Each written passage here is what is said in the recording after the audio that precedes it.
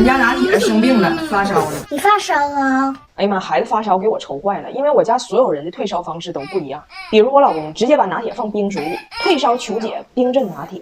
孩子刚发烧的时候，我老公说睡觉，我爸说挂号，我老公说喝水，我爸说吃药。我老公就很不理解，说就是一个小发烧吗？为什么要去医院呢？我爸说你看拿铁，那现在可能是没大事儿，那万一呢？我老公说万一是谁呀？万一拿铁没事得了呗，我管万一干什么？最后还是犟不过我爸，去了医院。但是呢，俺家拿铁是个黑户，咋回事呢？就当时他出生的时候，他爸不在，我单方面给他办这种身份证明呢，就很费劲，我就没办。所以一到医院呢，查无此人。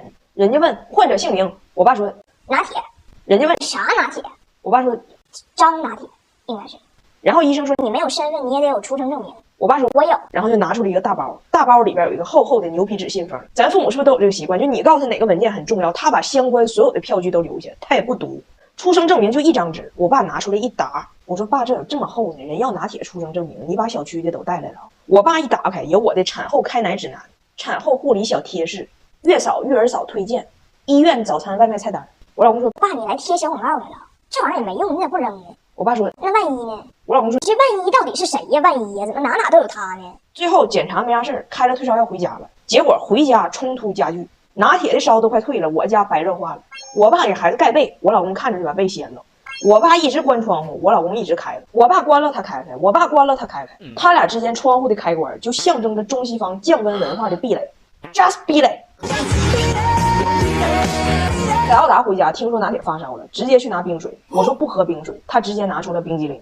我说你可别让你姥爷看着你给弟弟冰激凌，直接给你撇出去了。翟耀达说把我冰激凌撇出去。我说把你撇出去。我说妈妈给弟弟弄药，你陪他待一会儿。放心吧，等我再回来。翟耀达把拿铁衣服给扒了。我说你跟谁学的？他说你不在这2年，我要是发烧了，我奶就这么给我物理降温呢。我给我婆婆打电话，我婆婆说那脱光了吃冰激凌不行，你还得用电风扇吹它。你还别不信，当时翟耀达发烧我就这么整，很快就不哭了。我说是让你冻死了吧？我婆婆虽然虎，但是她远虎害不了近铁，防不胜防的是我老公。让爸爸睡觉，好吗？水整好了，好。这凉的呢，拔凉，拔凉。它是散热。你有毛病啊！拔凉的水，这是不对呀。说啥都不好使了，这爷俩就高低要冰镇拿铁。哎呦我的妈！得放冰块。我爸批评大胖媳妇，你们就老说你们对，一有病就冰镇，一有病就冰镇。你看挺大加大让你镇的还剩几个人，剩下那几个也像你似的，从小被镇的傻了吧唧的。我坚决不会让拿铁像你似的。我老公说那万一呢？最近我女儿翟耀达在疯狂教她奶奶温迪汉语，孩子最近网课上疯了，每天认真写教案，给她奶奶进行线上语言授课。 Hello class, let's start our Chinese today, shall we?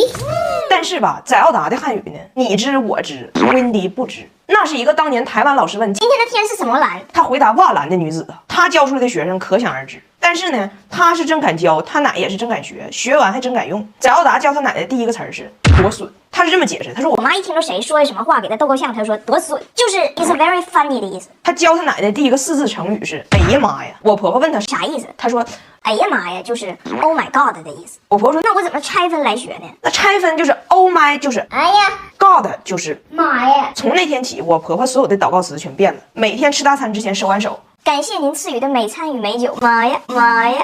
哦，让饥饿的人赶快用餐吧，我真的是等不及了呢。看在妈呀的份上。然后我公公在旁边看着，多损多损。但是我发现温迪吧，她用错了，她也不觉得咋地。她不管学这个词儿有多简单，不管用的是对是错，她觉得哎，我能说 Chinese 这事儿就已经很酷了。我觉得咱们在这个问题上就有点过于娇羞了。我觉得中国是能用双语沟通的人口比例，在世界上来看比重都非常高的国家。我姥都能说 Thank you， 我农村的二舅姥爷都能说 Good morning， 对不？这在外国人心中是很奇特的。我以前有个室友是法国的，还有个好朋友是西班牙的，他们的家都在法国、西班牙的小镇上。我去他们老家玩的时候，他们全家没有一句能说英语的，更不用说汉语了。所以在语言沟通这个问题，咱就得自信，别一整就 My English is very poor。你能把这句话用英语说出来，你就已经是科技与狠活了，还破啥呀？你反过来说，大胖媳妇一到东北，啥也不会说，指着个锅包肉，这个好吃。哎呀，这小伙汉语多好哈！这小伙，其实他说的啥玩意儿啊？啥玩意儿啊？所以就是得敢说。我真遇着过几个东北跟我老公敢说的，给我逗稀了。有一次我跟大胖媳妇一块去东北烧烤店，他面对着前边这个烤肥肠，不知道啥玩意儿，问我这是啥。有几个会说肥肠的，我也不知道咋解释。整个烧烤店没人知道咋解释。我旁边我的高中同学，英语应该是科1都没过，学炮兵的，当场给解释明白了。 You look at me， 你吸进去 air go down，勾当勾当。文一他到这，咚咚咚咚咚咚咚咚咚咚咚咚咚，不，这个咚咚咚啪放桌上，咔咔咔咔咔咔 ，barbecue 烤大肠。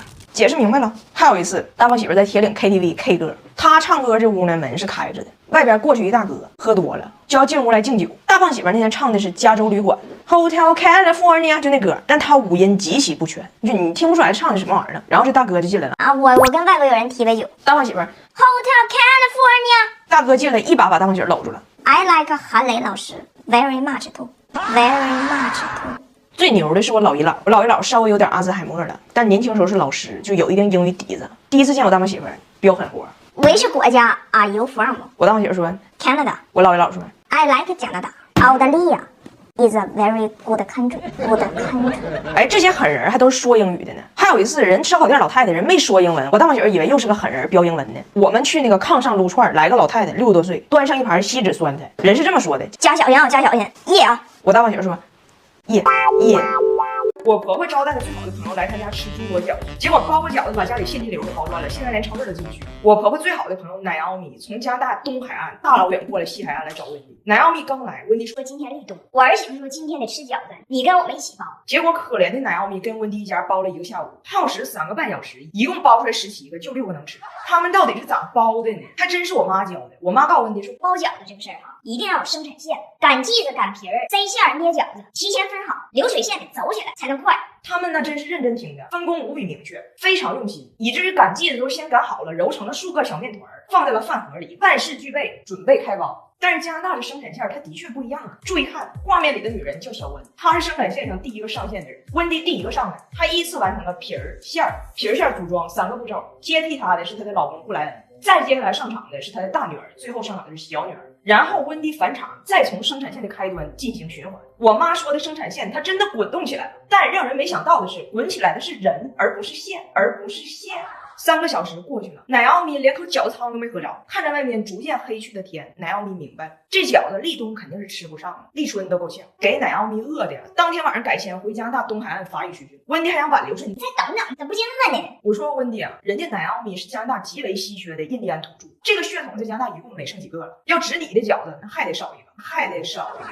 结果我们的温迪晚上在生产线上坚守太久，腿都抽筋了。我说这个年纪女性啊，容易缺钙，要注意保养。给你买了盖尔奇铂金液体钙，钙 DK 配方，这个 VK2 是钙有效吸收关键，小胶囊好吞咽，液体配方吸收也快，补钙不荒废，走遍中国都不累。这都不算啥，最好笑的是啊，温迪听说去年早达在铁岭吃饺的时候吃着硬币了，说这个是发财和幸运的好兆头，他没吃着，还挺遗憾。这次轮到他家包饺子了。他家也都想争这个好彩头，就非要也往里放硬币。家里把所有人的兜翻一遍，一共5块5面值的硬币全放里头了，一共包好30多个，没舍得吃，全冻起来了，留着以后慢慢吃。结果第2天全家去超市，他们都已经上车出门了。妮蔻突然说，超市门口那个手推车的往里塞硬币才能用，谁有硬币呀？那我硬币搁饺子里呢，布莱恩说我的也搁饺子里呢。温迪一摸兜，so do I 呀，完了，咱家硬币所有家底都搁饺子里呢，于是马上掉头回家画饺子。布莱恩捧着饺子说，画哪个呀？温迪说，我哪知道啊，咱家那么细铁石，那咋整？都画了呗，超市要关门了。最后发现这饺子它包的慢，画的更慢。温迪急性子直接把冻饺子都煎了。但是问题来了，当时塞了5块5，一共找出来4块5，饺子这4个人都吃了。那现在这1块钱的赃款，你猜它到底在哪里？